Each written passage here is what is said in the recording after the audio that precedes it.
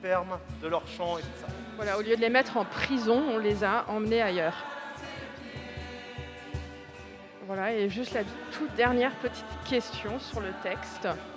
Le texte commence en nous disant que Jérusalem doit se réjouir. Est-ce que vous vous rappelez pourquoi elle doit se réjouir ? Les enfants? Est-ce que c'est parce que Dieu est venu la sauver ? On nous dit Dieu est venu. Est-ce que c'est parce qu'elle a été libérée de ses ennemis ? Donc c'est quelque chose de physique. Il y avait des ennemis dans la ville et la ville a été libérée, les ennemis ont été chassés.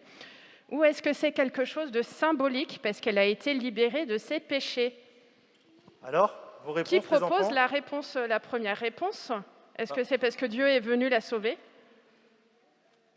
Vous votez quoi? Les enfants, vous votez quoi? Il y a des mains qui tournent, je ne sais pas ce que Ouais. ça veut dire. Moyen. Est-ce que c'est parce qu'elle a été libérée des ennemis qui l'attaquaient ? Là, c'est un peu plus franc quand même. Ouais. Ou est-ce que c'est parce qu'elle a été libérée de ses péchés ? On va en parler alors. Julien ? Ouais, En fait, c'est tout ton message. c'est le message. Bon, Exactement. donc du coup, tu nous donnes la réponse. Ça marche. Merci. Merci les enfants, merci tout le monde. Merci.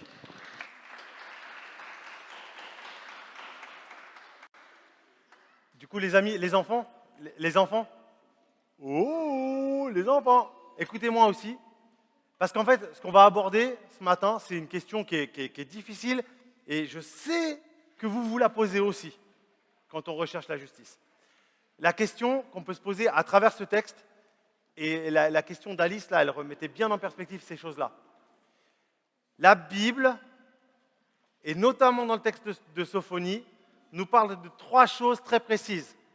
Elle nous dit que les méchants seront punis. Les méchants seront punis.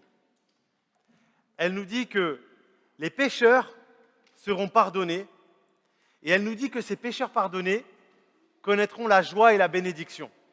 C'est 3 choses très claires dans la Bible. 3 choses très, très claires et parfois très dures. Le fait que les ennemis d'Israël et les ennemis de Dieu seront vraiment condamnés. Ça va mal se passer pour eux. C'est un fait qui est marqué dans la Bible.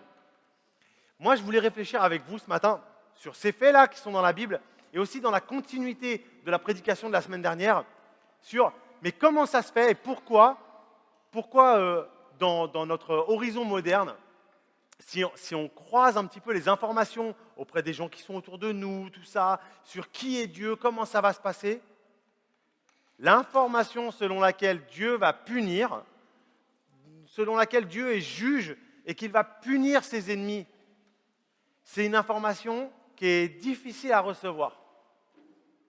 En fait, c'est bizarre parce que quand on lit les textes historiques et tout ça sur le christianisme d'avant, on voit que pendant des siècles, c'était très normal de dire que Dieu punissait les coupables. C'était tellement normal qu'on a même dit que, oui, à l'époque, l'Église, elle ne faisait qu'annoncer un Dieu méchant, coupable, enfin pas coupable, juge, qui punissait les coupables, etc. On a dit beaucoup que l'Église, au Moyen-Âge ou dans les siècles passés, avait annoncé un Dieu juge et terrifiant pour faire peur aux gens.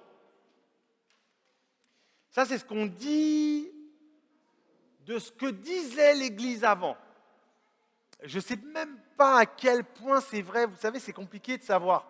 Parce que c'est difficile de juger l'histoire, de savoir si c'est exactement ça que disaient les pasteurs, les prêtres, les gens d'église, les catéchètes aux petits-enfants, les mamans. Qu'est-ce qu'elles disaient, les mamans, quand elles parlaient de Dieu à leurs enfants le soir avant de faire la prière? Qu'est-ce qu'elle disait exactement? C'est facile de dire aujourd'hui, oui, l'Église au XIVe siècle transmettait que Dieu était comme ci ou comme ça. Mais qu'est-ce que transmettait une maman chrétienne au XIVe siècle? On ne sait pas trop, hein? Difficile de savoir. N'empêche qu'on sent bien qu'il y a une différence entre la prédication du XIVe siècle ou de tous les siècles passés et la prédication de maintenant. Maintenant, on sent bien que globalement, c'est difficile de dire que Dieu va venir juger sévèrement les coupables. Vous ressentez la même chose que moi, j'imagine. Vous ressentez qu'il y a quelque chose qui est quand même beaucoup plus de l'ordre de la présentation d'un Dieu cool, sympa, un peu relaxant. Vous voyez ce que je veux dire? Dieu est plus cool, quoi. Et en fait, c'est vraiment quelque chose que je voudrais interroger avec vous, voir comment c'est possible que la théologie, elle ait changé comme ça au cours des siècles. Pourquoi? Comment? Qu'est-ce que ça veut dire? Est-ce que c'est légitime? Est-ce que c'est vrai? Tout ça. Et pour ça, je voudrais regarder, mais pourquoi pourquoi aujourd'hui on a du mal à dire Dieu va punir? Même, vous savez, je pense même les enfants, ça nous arrive quand même dans la vie, parfois on a des gens qui nous font du mal. Ça arrive. Et en fait, même quand il y a des gens qui nous font objectivement du mal, on a du mal à dire, eh ben, j'espère qu'ils vont être punis. En tout cas, quand on parle de Dieu, on a du mal à aller jusque-là, on a l'impression de souhaiter le mal de quelqu'un. Qu'est-ce que ça révèle? Selon moi, hein. Selon moi. Moi, ce que j'ai l'impression, je vous le livre comme ça, j'ai l'impression qu'en fait, un petit peu, la semaine dernière, je parlais sur la question du salut des non-croyants et tout ça. Je pense que c'est dans le même ordre d'idée. C'est qu'en fait, ce n'est pas un discours qu'on fait sur Dieu d'abord. Ce n'est pas la question de savoir de quoi on est vraiment convaincu, qu'est-ce qu'on a vraiment lu dans la Bible. Les gens, quand ils nous disent que Dieu sauve tout le monde, ou quand ils nous disent que Dieu punira pas, ils ne nous disent pas en nous disant regarde, parce que tel qu'il se présente dans le prophète Sophonie, ou tel que Jésus en a parlé ici, il est clair que... Ils ne nous disent pas ça, les gens. Ils nous disent, moi, je trouve que, je ressens que le Dieu que j'aime, c'est le Dieu qui fait comme ci, qui fait comme ça. Les gens ne viennent pas nous dire, Bible à l'appui, regarde, Dieu, son amour se manifeste de telle et telle et telle et telle manière. Non. C'est quelque chose qui est un propos émotionnel, parfois philosophique sur Dieu. Oui, je crois que Dieu est amour. On ne va pas rechercher dans la Bible de quelle manière ça se manifeste, on le dit comme ça. Et du coup, en fait, c'est une conversation que les gens, que nous tous, on a avec nous-mêmes. Qu'est-ce que ça veut dire qu'on considère sur Dieu? Comment on considère Dieu? En fait, on est en train de parler de nous. J'en ai cette intime conviction. On est en train de négocier pour nous-mêmes, avec nous-mêmes. On a le Dieu qu'on veut. Et quand on parle du Dieu qu'on veut, on parle aussi de la vie qu'on veut mener nous. On ne veut pas avoir un Dieu dur. On ne veut pas avoir un Dieu qui punit. On ne veut pas avoir un Dieu qui fait justice. On préfère un Dieu à la cool qui relaxe. Plus simple. Sur la question de la punition, c'est fou parce que ça me paraît évident quand je lis la Bible. Je ne vois pas où on peut trouver un Hébreu esclave en Égypte qui est en train de se faire défoncer la tête par Pharaon et qui dit « Oh mais vraiment, je ne crois pas au Dieu qui punit, je ne crois pas au Dieu de la justice, je crois à un Dieu relaxant qui m'aide même dans mon esclavage en Égypte à compter mes jours. » C'est invraisemblable. Invraisemblable. Et en fait, dans toute l'histoire de l'humanité, même chez les non-chrétiens, tous ceux qui ont recherché la justice et qui ont recherché la justice de Dieu, qui ont recherché la face de Dieu, même chez les non-chrétiens, il y avait une espèce de conscience que Dieu allait venir aussi faire justice et punir le péché. C'est dingue quand même. Qu'est-ce qui s'est passé? Moi, je me dis un truc. Je me dis qu'en fait, si ça a tellement changé, s'il y a eu une révolution théologique, si on est passé d'un Dieu qui punissait à un Dieu qui est relaxant, cette révolution technologique, en fait, elle témoigne en même temps de la révolution d'un monde. Je vous ai dit la semaine dernière, et je le redis, les théologiens réformés, les théologiens luthériens, les théologiens anglicans, les théologiens catholiques en Occident, en Europe, aux États-Unis, en Amérique du Nord, Canada. Dans ces endroits-là, la majorité des théologiens des églises mainstream ont tiédi la prédication. C'est bizarre. C'est bizarre parce que les mêmes théologiens dans les mêmes courants, les luthériens, les réformés, les anglicans, les catholiques, ne disent pas la même chose dans les pays du Sud. C'est quand même marrant ça. En fait, je me demande si la révolution théologique, elle n'a pas exactement la même cartographie que la domination dans cette terre et sur ce monde. C'est bizarre quand même. Ça me fait penser à des cours de philo que je me rappelle maintenant. Marx, Feuerbach, vous connaissez ces bonhommes? Marx, Feuerbach, le parti communiste, la révolution industrielle et la critique de la religion au moment de la révolution industrielle. La religion, c'est l'opium du peuple, dit Marx. Pourquoi il dit que c'est l'opium du peuple? Il dit qu'en fait, l'opium du peuple, à la fois, c'est un truc qui les endort, etc. On endort les masses comme ça. Mais il dit aussi que finalement, c'est ce qui permet à un peuple de survivre en termes de souffrance, de survivre malgré sa souffrance dans un contexte où il n'y a pas d'autre espoir. Et Feuerbach, c'est un gars très proche de Marx évidemment, qui dit aussi que la religion, en fait, elle est là pour justifier et donner les attributs à Dieu que l'homme voit bien qu'il n'a pas pour lui-même. Et en fait, tout ça, ça me faisait penser au fait que, clairement, j'ai l'impression que la religion moderne, là, cette religion, la religion contemporaine dans laquelle on vit, en fait, elle n'a plus besoin, en tout cas, elle exprime plus son besoin d'avoir un justicier. Ah ouais, en fait, on est tellement loin des Hébreux d'Égypte. On est tellement loin des esclaves noirs qui ont inventé le gospel qu'en fait, la libération, en fait, on n'y aspire plus. Peut-être parce qu'on se rend bien compte que quelque part, on a basculé de monde. On n'est plus du côté des victimes qui appellent de leur vœu le jour de la justice, le jour de l'intervention de Dieu sur ce monde. On n'est plus du côté de ces victimes qui crient « Seigneur, viens faire justice ». Peut-être que quelque part dans notre cœur, on a bien compris quelque chose. C'est qu'on est plutôt du côté de ceux qui, si Jésus revenait maintenant, ne seraient pas du bon côté de la barrière. Et c'est aussi des considérations sociales. Vous savez, quand on parle du christianisme mainstream en Occident,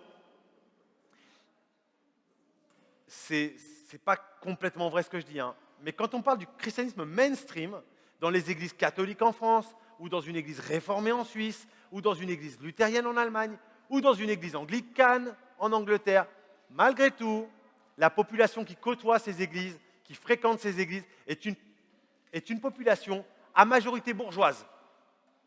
Toutes les études sociologiques confirment que c'est une population à majorité bourgeoise. Les plus pauvres ont déserté ces églises-là, ces églises où on parle de philosophie, et ces églises où Dieu ne juge plus les bourreaux. C'est quand même étonnant. Bien sûr, il y a des pauvres dans les églises catholiques, des pauvres dans les églises réformées suisses et des pauvres dans les églises anglicanes à Londres. Mais majoritairement, le discours est le discours de la bourgeoisie de ces villes. C'est dingue. Et aujourd'hui, les renouveaux du christianisme arrivent dans des églises qui sont plus fondamentalistes, plus proches du texte biblique, et qui disent encore qu'il y a justice, que la justice se fera. C'est marrant. Les classes sociales prolétaires sont majoritairement dans ces églises où on parle d'un Dieu qui vient et qui fait justice. Mais du coup, excusez-moi, mais qu'est-ce que ça veut dire alors? Ça veut dire qu'en fait, on s'arrange avec la vérité, enfin, on va dans l'église où en fait on nous flatte selon notre classe sociale, selon qui on est. Si on est bourgeois, on vient entendre des paroles doucereuses sur le fait que Dieu va sauver tout le monde, qu'il n'y a pas de souci, et que Dieu relaxe. Et puis qu'en fait, si on a des problèmes, alors il vaut mieux qu'on aille dans une église où on est plus dur. Pardon, mais ça veut dire qu'en fait la théologie, vous savez, il y a plusieurs chemins, il y a plusieurs théologies. Vous savez, il faut qu'on vive dans la diversité théologique et tout ça. Ah bah ouais, la diversité théologique, comme ça, on va pouvoir dire quelque chose de différent aux pauvres et aux bourgeois, par exemple. Ah ouais, on va pouvoir flatter chacun dans son petit sens. Voilà, moi je suis choqué de ça. Je suis très choqué. Je me dis, mais Seigneur, c'est pas possible. Je te cherche en vérité. Si tu as des choses à me dire, dis-le-moi. Si tu as des choses à me dire, mais recadre-moi. Si je suis un bourgeois qui grignote le monde, mais Seigneur, mais vas-y, dis-le-nous, éclate-nous, mets-nous par terre, mets-nous dans la poussière, bouge-nous. Il y a des choses à faire, interpelle-nous, mobilise-nous pour plus de justice, de générosité, mais certainement pas, Seigneur, viens et caresse-nous. Jamais de la vie. Jamais de la vie. Je crois à ça. Je crois que Dieu vient faire justice. Et je crois que Dieu va juger sévèrement ceux qui se gavent sur le dos des autres. C'est ce que je crois. Parfois, une des injustices que moi je vois la plus frappante dans ma vie, moi c'est l'injustice dans mon milieu, c'est-à-dire le milieu de l'Église. Ah, le milieu de l'Église. Oui, chacun côtoie son milieu professionnel. Moi, l'Église, c'est à la fois le milieu où je vis dedans le corps du Christ, mais c'est aussi mon milieu professionnel. Et je vois tous les scandales de l'Église. Qu'est-ce qui me choque le plus? Rien d'autre ne peut me choquer plus que les scandales de l'Église. Et je sais que le jugement commencera par la maison de Dieu. Le jugement commencera par la maison de Dieu. C'est lourd à dire. Je crois aussi que dans l'Église, nous avons la prédication de la grâce. Et que la prédication de la grâce passe par la prédication de la repentance. C'est le deuxième aspect que je lis dans ce texte. De quelle libération on parle? On parle bien de la libération des ennemis. On parle aussi de la libération du péché. Et cette libération du péché, elle est possible quand un peuple croit fermement que Dieu a toute légitimité pour venir le condamner et qu'il se repent et que Dieu, dans sa grâce, dit « alors je ne vais pas te condamner ». Non pas parce que tu mérites que je te sauve, mais parce que je te fais grâce. Mais ça change tout. Ça change tout.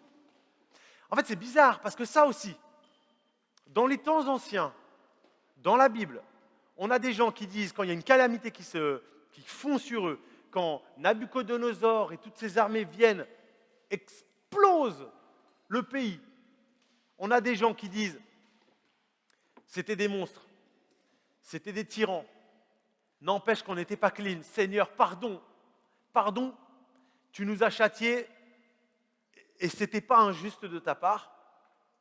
Donc les gens, ils prennent les Assyriens qui viennent, qui les massacrent et qui les éparpillent dans les champs avec des socs de charrues, qui broient leurs enfants, leurs femmes, qui déportent leurs vieillards, toute la population dans des villes, les Babyloniens qui fondent sur eux, qui les massacrent. Et ces gens-là disent « Pardon Seigneur, pardon, nous sommes coupables ». Et nous aujourd'hui, le discours moderne, relaxant, en fait, c'est aussi le discours qui accompagne ce qu'on entend. Hier, on était dans une journée d'évangélisation à Dreux. J'ai des comptes à régler avec Dieu. J'ai 2-3 choses à reprocher à Jésus. C'est fou. Tout va ensemble. Tout va ensemble. En fait, voilà, la théologie que nous voulons. La théologie que nous ne voulons pas accepter. C'est ça. Dieu jugera les ennemis et du coup, je me suis posé une question. Je suis sûr que vous vous l'êtes déjà posée. Est-ce qu'il est légitime, quand on est chrétien, d'aspirer à ce que Dieu vienne juger tes ennemis et punisse tes ennemis? Est-ce que c'est légitime? L'amour du prochain, tout ça, vous savez. Vous vous êtes déjà posé cette question, forcément. Si vous avez des ennemis, vous vous êtes déjà posé cette question. Je suis persuadé qu'il est légitime de penser que Dieu viendra juger tes ennemis. Il est légitime de le penser, il est légitime de l'espérer, parce que nous avons une soif de justice. Nous avons soif de justice, que justice soit faite, que les choses soient mises en lumière, et que ceux qui font le mal soient punis pour le mal qu'ils font. Le seul truc, c'est que, comme dans la Bible, il est normal que nous soyons focalisés pour souhaiter avant ça le fait que les ennemis se détournent de leur péché, qu'ils puissent se repentir et vivre. Mais je ne crois pas qu'il soit normal que nous soyons très en accord avec la pensée qu'il serait normal que des gens méchants, coupables, etc., ne soient pas condamnés. Je ne crois pas qu'il soit normal de penser que ce serait normal de penser que les gens qui asservissent les autres passent tranquillement au jour du jugement. Je ne pense pas qu'il est normal de souhaiter que Dieu tienne le coupable pour innocent. Je crois qu'il est normal d'espérer que Dieu convertisse les pécheurs. Et je crois qu'il est normal d'espérer que Dieu fasse justice aux pécheurs qui ne se repentent pas. C'est ça que je pense. C'est ça que je pense. Et c'est sur la base de ça que je pense aussi qu'il y a une vraie bénédiction, un jour de fête, comme disait Alice, un jour de joie. Je pense que la seule joie qu'il y a, vous savez, le Dieu relaxant, là, machin. Moi, je crois à un Dieu qui va faire grâce et la joie va exploser. Je crois qu'il y a un paradis merveilleux. Je crois qu'il y a une joie profonde pour les élus. Pour les chrétiens qui sont... vous savez qu'il y a des chrétiens qui souffrent toute leur vie. Des chrétiens qui sont persécutés pour la cause du nom de Jésus-Christ dans des pays où ça ne se passe pas bien. Donc il y a des chrétiens qui ne verront pas en ce monde la rétribution de Dieu. Heureusement qu'il y a une joie très profonde après cette vie. Vous savez qu'il y a des chrétiens qui naissent et qui mourront et qui passeront toute leur vie avec des handicaps physiques et parfois très douloureux. Quand bien même plein de gens viendront prier pour eux, pour leur guérison et tout ça, il y a des gens qui vont vivre toute leur vie depuis leur naissance avec d'atroces souffrances. Ils pourront bénéficier de la joie, hein. N'empêche qu'ils ne seront libérés de cette souffrance que dans le royaume. Heureusement que je crois au paradis, moi. Hein. Heureusement que ces gens-là croient au paradis. Heureusement que les chrétiens persécutés croient au paradis et à la rétribution. La fête dont on parle, elle est merveilleuse. Mais pardon, si on fait de la théologie sans la Bible, si on fait de la théologie en coupant Dieu de tous les endroits où il dit qu'il va condamner telle chose, telle chose, telle chose, telle chose, telle personne, si on coupe la Bible de tous ces endroits où on parle d'un Dieu qui est juste, qui est saint et qui est en désaccord avec des comportements justes, ta prédication de la bénédiction, ta prédication de la joie, mais je n'en ai... Mais que faire? C'est du bluff. C'est un mytho. C'est un gros mytho. Comment tu peux me dire que Dieu bénit alors qu'en fait, ton Dieu n'est pas le Dieu de la Bible? Je ne veux pas des bénédictions de ton Dieu à toi, de ton Dieu New Age. J'en veux pas. C'est la projection de toi-même et de tes désirs. Je veux pas je veux pas que tes désirs me bénissent. Je m'en fous. C'est pas ça que je cherche. Je cherche la vérité.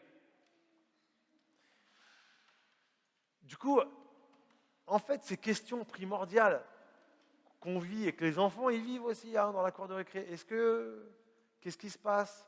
Le bien, le mal et tout ça. La punition. En fait, c'est les questions qui nous travaillent, nous, qui nous traversent, nous. C'est les questions les plus simples. Je ne sais pas derrière quelle couche de philosophie et de mondanité on a pu recouvrir le vrai message de la Bible pour s'auto-justifier, pour raconter n'importe quoi sur nous-mêmes, ce qu'on avait envie. Je crois profondément qu'en fait, il faut qu'on fasse un retour à l'évangile simple et qu'il faut qu'on ait le même évangile en France qu'à Madagascar, ou à Haïti, ou au Burundi. Il faut qu'on ait le même évangile en Saint-Germain-en-Laye que l'évangile qu'on aura n'importe où en France ou à Soweto. Sinon, ce n'est pas possible, ce n'est pas l'évangile. Le même évangile, le même Dieu, le Dieu de la justice et du salut, le Dieu qui nous entraîne, nous tous, quelle que soit notre condition sociale, à nous présenter devant lui, à considérer sa justice, à considérer son salut, à considérer Jésus-Christ mort sur la croix pour nous racheter, et que nous puissions chacun, tous, que nous soyons riches ou pauvres, en bonne santé, malades, que nous ayons une belle gueule et que nous en soyons contents, ou que ce soit difficile pour nous, qu'on soit des infirmes, nous tous, nous présenter devant Dieu, nous repentir pour tout ce que nous voyons vivre en nous, le tyran qui vit en nous, ce tyran qui nous tyrannise, que nous nous repentions, que nous demandions à Dieu sa justice, que nous demandons à Dieu de délivrer de l'égoïsme, de l'égocentrisme, de cette nature charnelle du vieil homme, mais que nous supplions Dieu de nous en libérer. C'est la seule solution. C'est la seule solution pour nous-mêmes, et c'est la seule solution pour ce monde. On ne peut pas faire cause commune avec les injustices. On peut faire cause commune avec les injustes pour leur prêcher le salut et la libération. Et la repentance. Et marcher vers la joie que Dieu nous donne. Il faut qu'on remette les pendules à l'heure dans nos églises. Il faut qu'on remette les pendules à l'heure dans nos visions de Dieu, dans notre manière d'aborder la théologie. Il faut qu'on remette les pendules à l'heure. Il faut qu'on se remette les pendules à l'heure. Je prie pour chacun d'entre vous, quel que soit votre milieu social, quel que soit ce que vous êtes en train de traverser, si en ce moment vous avez bête d'ennemis au travail, si c'est chaud pour vous, je prie, quelle que soit votre situation, que dans aucune de ces situations, vous ne puissiez être en train de justifier votre vie à travers une théologie que vous construisez vous-même pour vous libérer vous-même. Le Dieu unique est parfait pour nous justifier. Oui, il nous trempe les genoux dans la poussière en train de nous dire « repens-toi, repens-toi ». Mais après, il libère vraiment et il bénit vraiment celui qui s'est repenti vraiment. C'est le vrai Dieu. Il est comme ça.